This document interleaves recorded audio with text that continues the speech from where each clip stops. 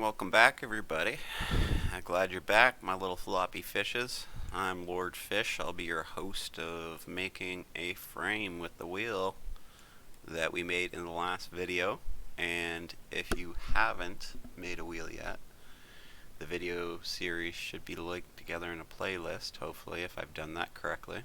And you can just start from the beginning. Okay, first things first, we finished off making off our tread, so we are going to flip back to non-edit mode. We're going to click the outside, and then we're going to click the inside, and we're going to hit Control J. And what that has done, it's made our item of 2 into 1. So now we're going to scoot that off to the one side. Maybe you want to use these geography lines that we've set up, like the grid, to get to a certain distance that you want to set. What we're going to do is we're going to start off with making the back axle. So we will go ahead and we will make a cylinder. Let's flip it with R90 and then Y. Click it, set it in place. S to shrink it, and then to stretch it, and then to shrink it. With S again, and gonna have to use your judgment when it looks about right. I'm gonna go a little hair smaller, so S again, and there you go. You just want it just to be outside of it. I prefer missing it, so there's just a little gap that most people can't see, but just preference basically. So next we need to get a tire on the other side, right? Let's not do that yet, actually. Let's go ahead, and while this is like this, we're going to grab that, left click, and shift left click the other one, and we are going to hit shift D. And what this is going to be now is our front axle. Alright, and we will just have a guess at it.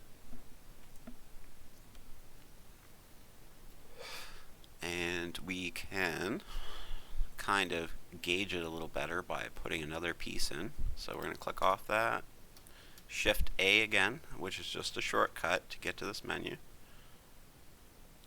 and we will get another cylinder, R90, and this time we're going to X, we're going to X, and then left click, lock it in place, stretch it, and then scale it with S, drag it down till we are happy with the size of it.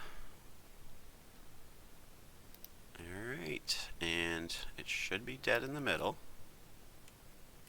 so we're just going to stretch this out a bit more. Sorry about that, guys. I don't know if you could see that or not. A popular guy, apparently. And so we'll just go like that, and we will go S until we are happy and it's in both the other parts, like that. And look at that, it's a pretty clean little frame, right? I think we can just bump it up just a hair. I think it's sticking out the other end. Let's see if that looks right. I would say that's pretty perfect. So what we're going to do now, if we're happy with the shape of our frame, and just kind of look at it from the side and see if that's what you want for the size and everything. If you think that's good, grab that piece, grab this piece, grab this piece. So we left click, shift left click, shift left click, and then we're going to control.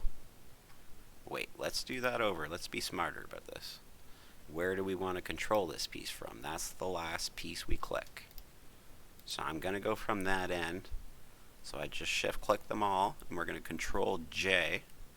And as you see, it makes where I control the piece now down here. And that's why I decided to choose where I wanted to put it, for it's easier to move it if I have an issue with its placement or something like that. Alright, so we got most of a car frame.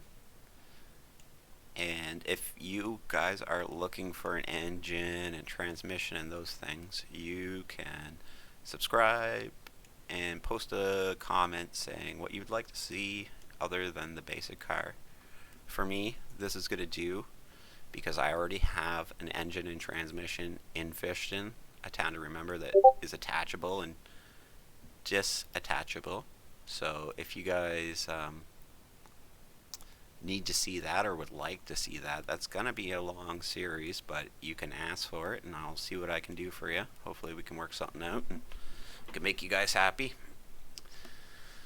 So what we're going to do next is we need wheels on the other side, so we're going to let go of the frame and click this just by left click, and then we're going to shift D to copy, right click to let go of it, and hopefully we just hit backspace on the minus. Yours might be different depending how you started, to make it the opposite. Now as you can see, the tire is backwards, so what I'm going to do, let's try minus 90 on this rotation, and there we go, we got it. And now we got both tires in place, and it should be exactly what it is on the other side, except for it's turned around. So we're going to do the same here. Shift D. We're going to go up here and we're going to remove the minus because this is a separate piece now. We're going to go here, and you can either just put a minus here or you could type in minus 90, and it's going to be the exact opposite. And we have our tires in the exact opposite place. And I'm going to wrap up this video now, because the next video is going to get a little more complicated. Plus, you're going to want to make a save here, because if you plan to make more than one vehicle, you need to make a save for just the frame and the tires.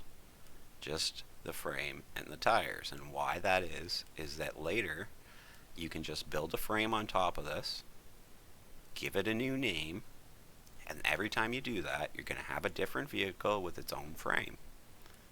Now, since you're using the same frame for all these vehicles, when you go to import them, you don't really need to import the frame or the tires if they're the same as the other cars you've been using. You can literally just reuse them. One's already in game, and make a child out of a mother.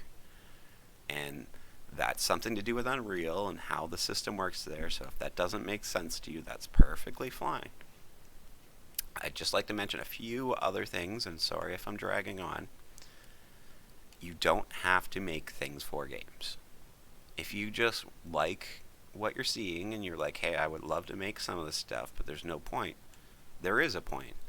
If you can make this stuff, if you scaled it right and it looks really good, you can list it on the Unreal market, and as a product that other people can buy. And that way, your artistry can be used by other people. I see a lot of things on there that are really, really well priced, a lot of really good items, and a lot of really good artists who don't make games. They just make content for games. My point is don't ever feel limited at any age. If you're young, if you're old, if you're male, if you're female, this doesn't have to be it. You can change things. You can start making something that makes you feel good. And maybe this isn't it. Maybe you just like watching the videos, and that's perfectly fine too. Anyways, I'll stop rapping on like I always do, and thanks for tuning in. Like and subscribe if you like my content. Comment if you don't or do, and you just have different ideas or want to recommend something. And we'll be back in our next video where we will make a body for this frame. Thanks for tuning in, guys.